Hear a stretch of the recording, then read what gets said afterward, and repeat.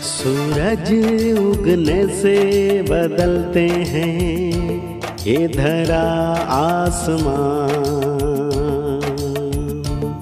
चलते रहने से हो जाती है हर मुश्किल आसान। चिंता को छोड़ कर आओ कर ले मन में शुभ चिंतन, हर पल को कर ले सफल सफल कह रही है ये पवन। संवार ले सुधार ले कर समस्या का समाधान, संवार ले सुधार ले कर समस्या का समाधान, कर समस्या का समाधान, कर समस्या का समाधान, कर समस्या का समाधान, कर समस्या का समाधान, कर समस्या का समाधान।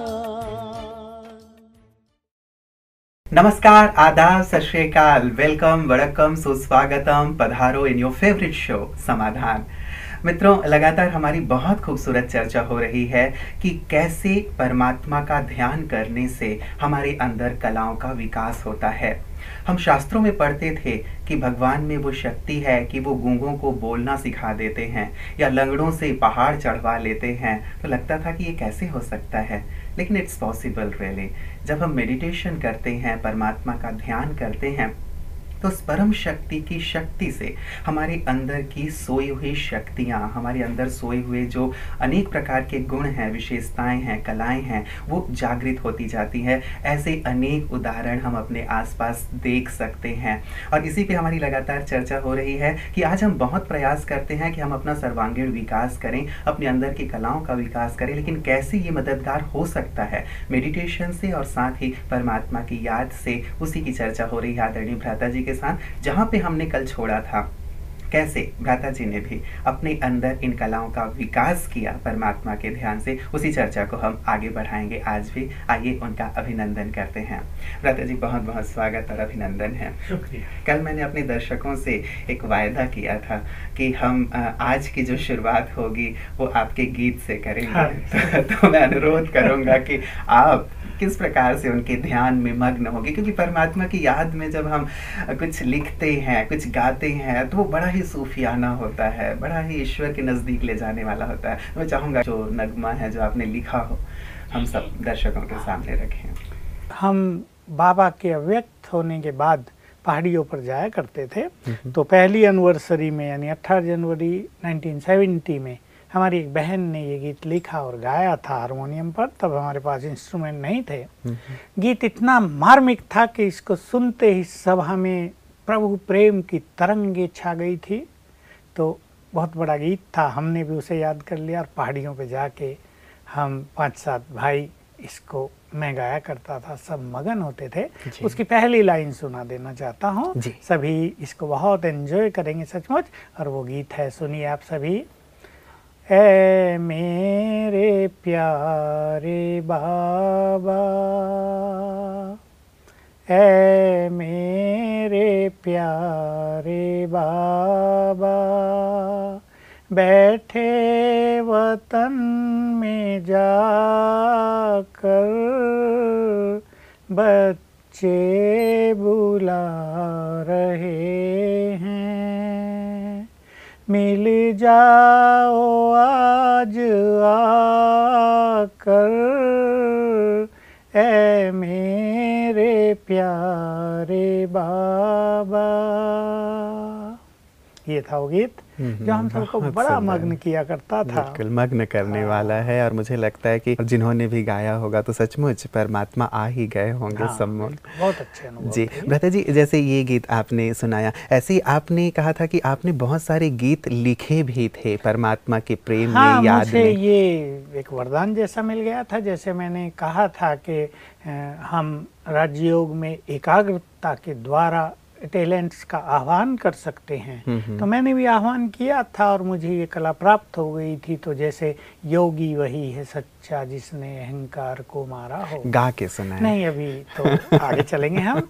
और मधुबन के इस चमन की तुम बाहर हो, संसार की नैया को हम पार लगा देंगे। ये कई गीत मैंने लिखे थे, तब रिकॉर्ड हुए थे और बहुत अच्छे चले थे। विशेषकर संसार की नैया को हम पार लगा देंगे, ये गीत बहुत प्रसिद्ध हुआ था। इस पे लोगों ने नाव बना के इस पर परफॉर्मेंस दिया करते थे बच्चे, बहुत अच्छा लगता था। तो खैर मतलब यही है कि राजयोग में एकाग्रता के बल से हम सोई हुई योग्यताओं को जगा सकते हैं और इससे बहुत ही सुंदर अनुभव होता है। मैं एक चीज सभी को कहना चाहूँगा, योग में परम सुख हमें मिला। ये सुख वास्तव में अतीन्द्रिय सुख है, ये बड़ा ही वंडरफुल सुख है। ये क्यों मिलता है? क्योंकि योग अभ्यास मानो ऐसा है कि उसमें हम परमात्मा के पास रहते हैं। तो जैसे हम बर्फ के पास बैठे हैं तो ठंडक लगने लगेगी, कहीं आग के पास बैठे हैं तो हमें गर्मी आने लगेगी। भगवान के पास बैठे हैं तो उसका सब कुछ हम में आने लगता है, उसके वाइब्रेशंस क्योंकि चारों ओर फैलते हैं। चाहे उसकी शक्ति हो, चाहे शांति हो, चाहे प्रेम हो, सुख हो, आनंद हो, पवित्रता हो, वो आत्मा में समाने लगती है। चित्त एकदम संतुष्ट और सुखी हो जाता है, संपूर्णतया शांत। तो केवल शांति नहीं, सुख, शक्तियाँ, प्योरिटी जो हमें सफलता की ओर ले चलती है। तो राजयोग एक ऐसी विद्या है, संसार की सबसे गुह्य विद्या, जिसमें हम भगवान के साथ रहते हैं। ये बात ही नहीं कि हम उससे बात करें 1-2 मिनट या उसे 1-2 सेकंड देख लें, हम उसके साथ ही रहते हैं लंबा काल और उसका संपूर्ण रूप से अनुभव प्राप्त करते हैं। लेकिन इसके लिए हमें बहुत सारी धारणाओं की ज़रूरत होती है। मुझे आज सवेरे से याद आ रहे थे वो अपने 69 के दिन, जब मैंने अपने योग के चार्ट को बहुत बढ़ाने के लिए मैं एक सिंपल सी बात कहना चाहता हूँ। जब अव्यक्त बाप दादा पहली बार इस धरा पर आए, वो था 21 जनवरी का दिन 69। तो बाबा ने एक बात कही, शिव बाबा ने कही कि जो ब्रह्मा के साथ रहे हैं उन्होंने नोट किया होगा कि ये महान आत्मा 8-10 मास से निरंतर योग युक्त थी। तो मुझे एक डेफिनेशन जैसी मिल गई कि अगर तुम्हें संपूर्ण बनना है तो तुम्हें भी निरंतर योग युक्त होना ही होगा। तो मैंने लक्ष्य बनाया 69 एंड तक, यानी अगली 18 जनवरी तक मैं निरंतर योग की स्थिति तक पहुंचूंगा। और मैंने उसके लिए, जिसको कहा जाता है 20 नाखूनों का जोड़ लगा दिया। मैं 5-6 घंटे रोज एकांत लेता था। मैंने अपना भोजन भी कम कर दिया ताकि मैं जाग सकूं। व्यर्थ सबसे अपने को मुक्त कर दिया। और जो मुझे याद आ रही थी एक इम्पोर्टेंट बात, मैंने अपने जीवन को 10 नियमों में बांधा कि मैं इस 10 नियमों के घेरे से बाहर नहीं जाऊंगा। ये मेरे लिए लक्ष्मण रेखा है। उन 10 नियमों के आधार से मुझे बहुत बल मिला। साथ साथ त्याग के बिना तपस्या नहीं होती। तो मैं उन चीज़ों को छोड़ने लगा तेजी से जो तपस्या में जरा भी विघ्न डालते हैं, एकाग्रता को जरा भी नष्ट करते हैं। और वो 10 नियम इसमें मुझे बहुत काम आए। तो भ्राता जी जान सकते हैं हमारे दर्शक भी कि क्या क्या 10 नियम थे? देखिए, पहला नियम मैंने बनाया था कि मैंने जिस पवित्रता के पथ पर कदम रखा है अब वही मेरा मार्ग है। मुझे वापस मुड़कर नहीं देखना है। एक बार भगवान को वचन दे दिया सो फाइनली दे दिया, उस वचन को वापस नहीं लेना है। इसलिए प्योरिटी के विरुद्ध जो भी बातें हैं उनसे हमारा कोई नाता नहीं। संसार चाहे कितना भी गंदा हो, चाहे किसी भी तरह की गंदगी पत्र पत्रिकाओं में या उन दिनों रेडियो ही होती थी, किसी भी साधन में आते हैं, हमारा उनसे कोई नाता नहीं। तो पवित्रता में स्ट्रॉन्ग, पहली धारणा जी। दूसरा, मैंने ऐसे ही बहुत अच्छी चीज़ें अपने जीवन में रखी कि मैं यज्ञ सेवा में कभी ना नहीं कहूँगा। हालांकि ये बहुत बड़ा चैलेंज था क्योंकि बहुत काम हो जाते थे, हम लोग थोड़े ही होते थे, लेकिन ना न कहना, मुझे ऐसा लगा कि इससे मुझे अनेक वरदानों की प्राप्ति हुई।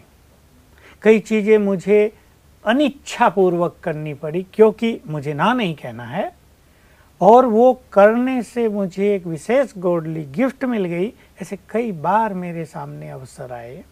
ऐसे तीसरा मैंने नियम बनाया था कि मैं कुछ भी मांगूंगा नहीं, क्योंकि मुझे सबसे भारी काम लगता था कुछ भी मांगना, चाहे मुझे ज़रूरत ही पड़ रही हो। हम बाहर तो कहीं मांगने नहीं जाते, पर मान लो पेन भी खराब हो गया, तब यज्ञ में बहुत इकोनॉमी थी। ये नहीं हमारे पास बहुत पेन रहते, तब तो पेनों के ढेर लगे हुए हैं, डायरियों के ढेर हैं, लेकिन उस टाइम न डायरी होती थी न पेन होता था, यज्ञ गरीब था।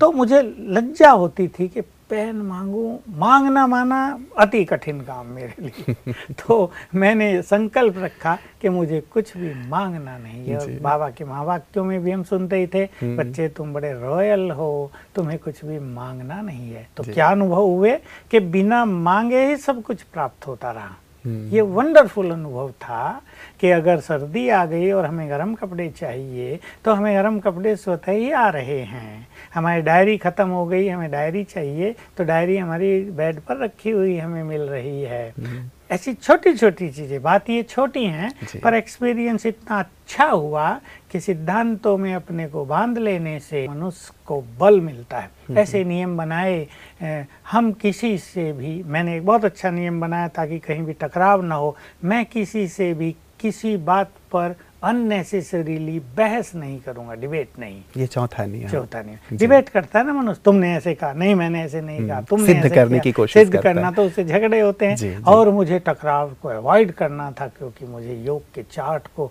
सर्वोच्च स्थिति पर पहुंचाना था। ऐसे ही नींद, अब हम छोटे थे तो खुले दिल से सोते थे, तो नियम बांधा कि 6 घंटे ही सोएंगे बस। 5 घंटे रात को, 1 घंटा दिन में, इतना ही सोएंगे बस, इससे ज्यादा बिल्कुल नहीं सोएंगे। उससे बहुत बल मिला, हालांकि शुरू में थोड़ी कठिनाई हुई।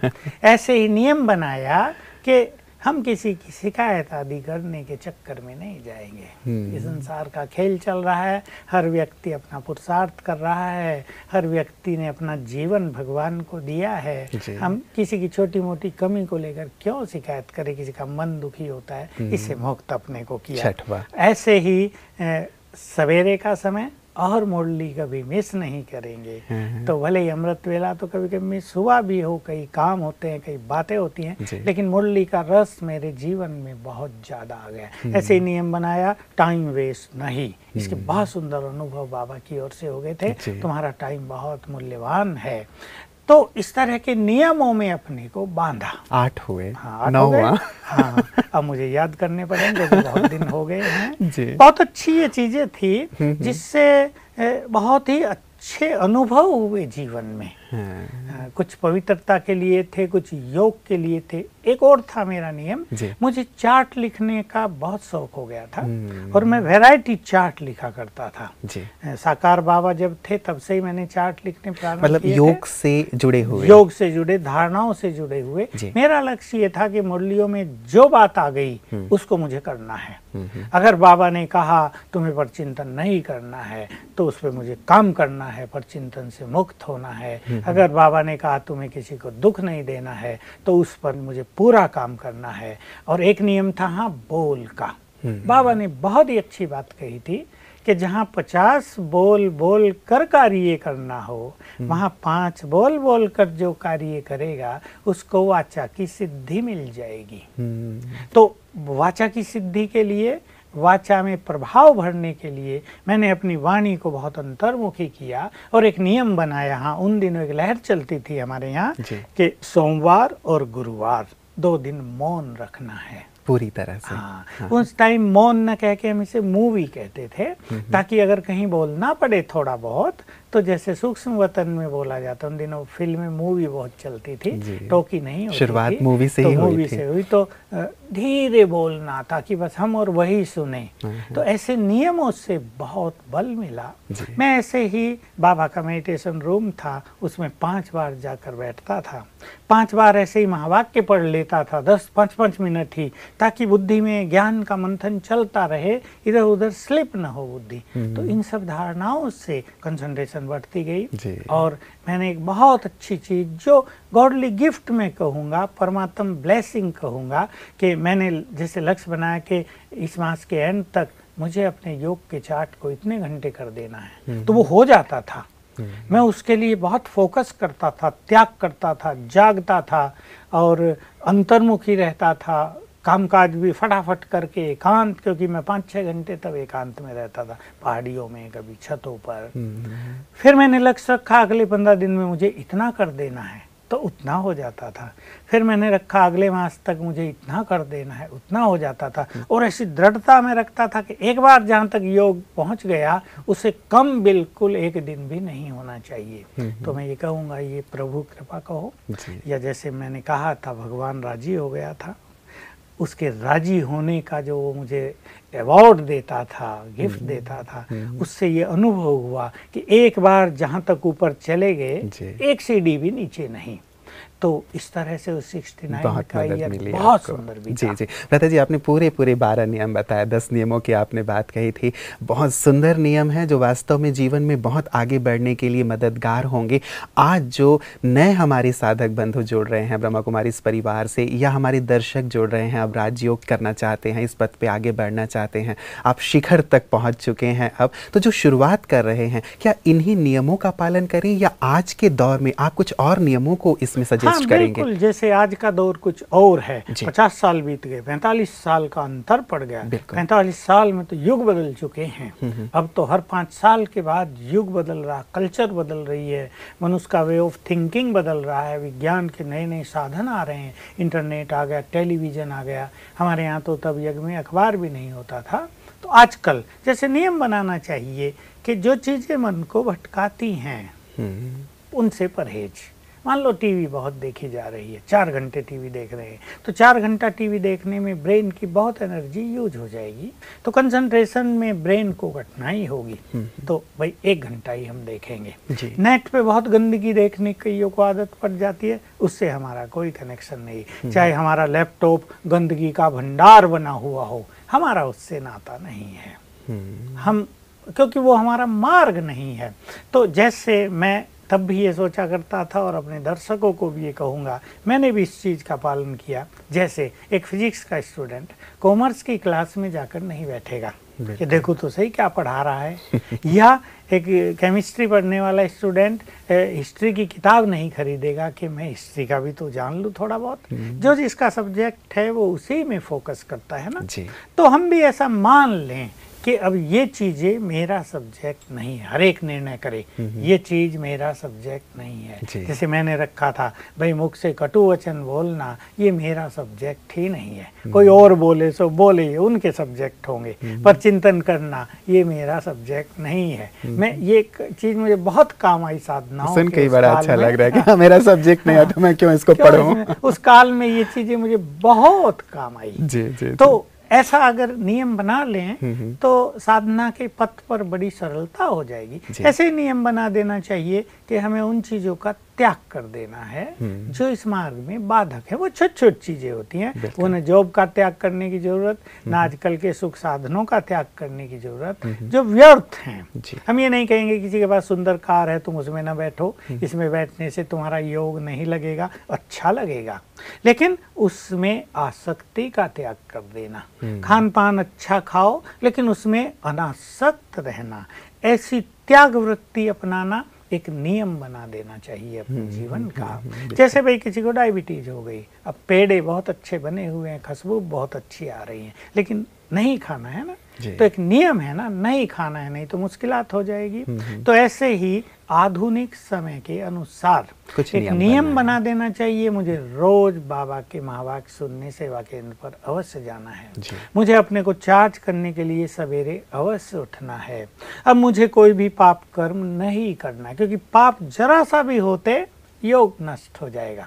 कोई सोचे हम पाप भी करते रहें और योगी बन जाएं, दोनों बिल्कुल विपरीत चीजें हैं। तो इस तरह 5 नियम, बिल्कुल कम से कम लोग बना लें। और ढंग में थे एक 5 नियम बनाना और एक 3 पॉइंट चार्ट लिख लेना, लंबा चौड़ा चार्ट जी। नहीं, 3 पॉइंट का चार्ट लिख लेने से हम अलर्ट रहेंगे और इस मार्ग पे निरंतर बढ़ते रहेंगे। बिल्कुल। 2-3 चीज़ें मैं स्पष्ट करना चाहूँगा भ्राता जी आपसे। पहली बात ये आपने कहा कि टीवी ज़्यादा ना देखें, लेकिन जैसे हमारा पीस ऑफ माइंड चैनल ही है, अब कई स्थानों पे इतनी अच्छी-अच्छी चीज़ें आ रही हैं तो कई लोग उसको लगा के ही रखते हैं। तो क्या ऐसे चैनल्स देखे जा सकते हैं लंबे समय तक? देखिए, लंबे समय तक तो देखे जा सकते हैं, पर इस बात का ध्यान अवश्य रखना पड़ेगा कि ब्रेन की शक्तियां उनमें यूज अवश्य हो रही हैं। इसलिए लगातार देखने की बजाय बीच बीच में ब्रेक देकर देखेंगे।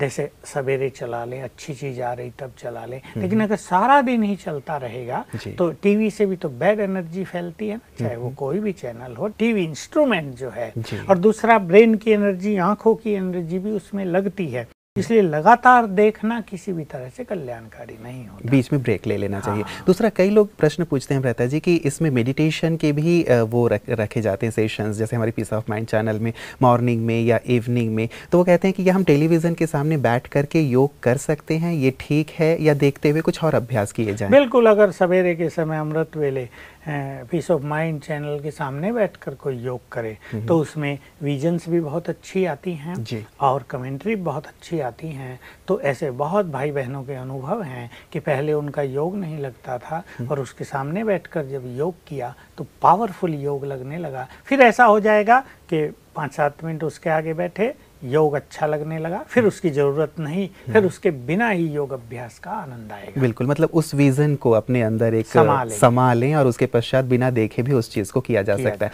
दूसरी बात भ्राता जी आपने कही कि कुछ पाप कर्म हमें योग के मार्ग पे आगे नहीं बढ़ने देते, और ये पाप कर्म छोटे छोटे हैं, लेकिन मुझे लगता है कि कई बार ध्यान नहीं रहता इन चीज़ों का कि शायद ये भी पाप है क्या। तो किस प्रकार की हमारी दिनचर्या में आजकल के दौर में छोटे छोटे पाप हो रहे हैं जिसके कारण हमारा योग टूट जाता है? हमारे व्यवहार से यदि दूसरा व्यक्ति डिस्टर्ब हो रहा है तो ये हम सूक्ष्म पाप कर रहे हैं जी। हमारी किसी तरह के बोल से यदि दूसरे की खुशी नष्ट हो रही है तो हमारी एकाग्रता भंग हो ही जाएगी।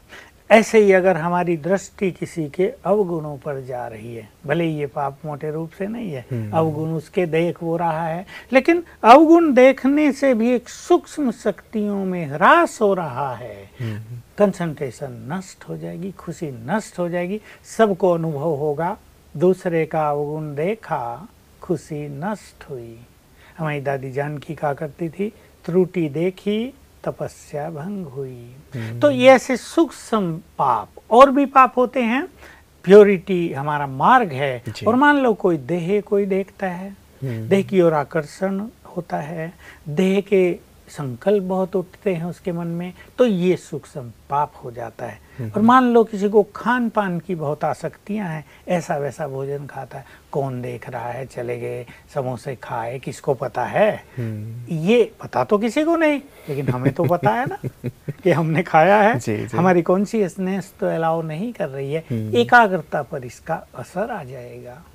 तो ये सब ऐसी सूक्ष्म चीजें हैं। मान लो कोई आ गया और 10 लोगों की बातें सुना रहा, ग्लानि कर रहा, वो भी एंजॉय कर रहा और हम भी एंजॉय कर रहे हैं, है तो एंजॉयमेंट, निंदा सुख, लेकिन इससे एकाग्रता नष्ट हो जाएगी। ये सूक्ष्म पाप हो जाता है। दूसरे की बुराई करना या सुनना, ये सब तरह के पाप हो जाते हैं। ऐसे ही पर चिंतन करना, बैठे हैं ध्यान में, चिंतन कर रहे हैं किसी और का, चिंतन करना चाहिए अपने परमपिता का, कर रहे हैं मनुष्यों का, ये भी सूक्ष्म पाप में हो गया। तो देह की ओर आकर्षित होना, देह का चिंतन करना, इससे हमारी सूक्ष्म शक्तियों में ह्रास होता है और इसका प्रभाव सीधा सीधा एकाग्रता पर होता है। इसलिए जिन लोगों का योग नहीं लगता वो इन चीजों को चेक करें कि कहीं हम इस तरह सूक्ष्म पाप तो नहीं कर रहे हैं, कहीं इस तरह हम अपनी सूक्ष्म शक्तियों को नष्ट तो नहीं कर रहे हैं। तो इस पर बाबा ने हमारा बहुत ध्यान दिलाया था और हमने भी इस पर फुल ध्यान दिया था, थोड़ा बहुत नहीं, फुल ध्यान। जैसे मैंने कहा,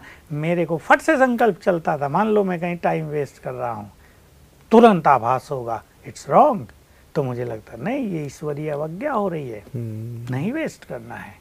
इतने समय में 5 मिनट में तो हम संसार को वाइब्रेशंस दे सकते हैं, सूरज चांद तारों को वाइब्रेशंस दे सकते हैं, प्रकृति को वाइब्रेशंस दें तो कितना बड़ा काम होगा।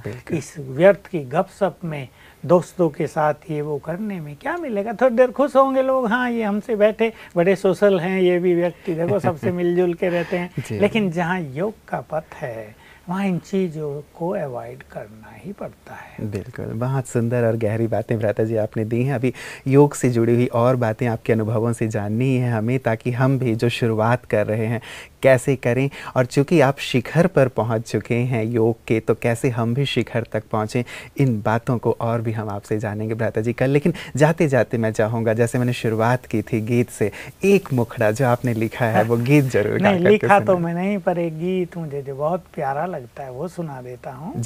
मैं किसी को सुनाया करता था ये गीत, पहाड़ियों पर भी बहुत अच्छा है। आज पूरी दुनिया सुनेगी आपने पहाड़ों पे जो गीत गाया, वो आज दुनिया सुनेगी। बहुत अच्छे शब्द हैं जी। तेरे नैना क्यों भर आए, तेरे नैना क्यों भर आए, ईश्वर है सबका रखवाला, तू काहे घबराए, तेरे नैना क्यों भर आए, क्यों भर आए। वाह, बहुत सुंदर भ्राता जी। मेरे भी नैना भरने वाले थे, कितने प्यार में भरने वाले थे, दुख में तो नहीं। और सचमुच वो रखवाला है, तो नैना दुख में नहीं भरें, सुख में भर जाएं। बहुत बहुत शुक्रिया भ्राता जी आज की तमाम चर्चाओं के लिए, और योग पे और भी आगे सुंदर प्रकाश आपसे चाहेंगे। आज के लिए बहुत बहुत आपका शुक्रिया। मित्रों, सचमुच जो भ्राता जी कह रहे थे अंत में कि जब रखवाला वो है तो फिर दुख में तो आंसू नहीं आने चाहिए, हाँ प्रेम के आंसू अवश्य आने चाहिए। और जब इस प्रकार हम उनके उपकारों को देखते हैं कि वो हमारे लिए कितना कुछ करते हैं, सचमुच इस बात पे अवश्य विचार कीजिएगा। माता पिता अपने बच्चों के लिए बहुत कुछ करते हैं, जब से वो पैदा हुआ है, गर्भ में है, छोटा है, बड़ा हो रहा है, माता पिता ना जाने कितना कुछ करते हैं उसके लिए। बच्चा शायद उस चीज़ को नहीं समझ पाता। परमात्मा भी शायद हमारे लिए बहुत कुछ करते हैं, बहुत कुछ करना चाहते हैं, लेकिन उस चीज़ को शायद हम नहीं समझ पाते और साथ ही अनुभव नहीं कर पाते, इसलिए उसके प्यार में डूब नहीं पाते। उस अनुभव को अब हमें बढ़ाने की ज़रूरत है। योग के इस सुंदर अभ्यास को जो भ्राता जी हमें करा रहे हैं, अनुभवों को हम आगे भी सुनते रहेंगे। आप समाधान कार्यक्रम में हमारे साथ बने रहिएगा। उम्मीद है आज की इस कड़ी को और साथ ही भ्राता जी के सुंदर गीतों को आपने बहुत एंजॉय किया होगा। नमस्कार।